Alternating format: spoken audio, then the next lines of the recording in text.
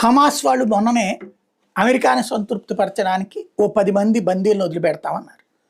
ఇప్పుడు వాళ్ళు ఏమంటారు? షరతులు పెడతారు. ఏమని? ఇక్కడ ఇజ్రాయెల్‌కి, హమాస్‌కి మధ్యన చర్చలు జరగాలి. ఆ చర్చల్లో ప్రధానమైనటువంటి అంశం గాజాను వదిలేయాలి. గాజాను తామే పరిపాలిస్తాం. లేదా ప్రజల చేత ఎన్నికైనటువంటి ప్రభుత్వం పరిపాలిస్తుంది. అక్కడ ప్రజల చేత ఎన్నికైనోడు ఎప్పుడూ పరిపాలించడు.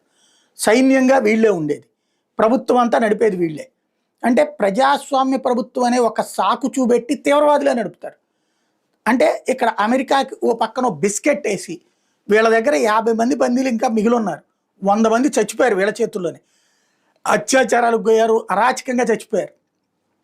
ఒక 100 మందిని విడిచిపెట్టి ఉంటారు. ఇప్పుడు ఇంకో 50 మంది మిగిలింది. ఈ 50 మంది దాంతో గేమ్ ఆడుతూనే ఉన్నారు. ఈ 250 మంది కోసం ఇప్పటికీ 25,000కి పైగా చచ్చిపోయారు. అయినా సరే బుద్ధి ఏం లేదు. వాళ్ళ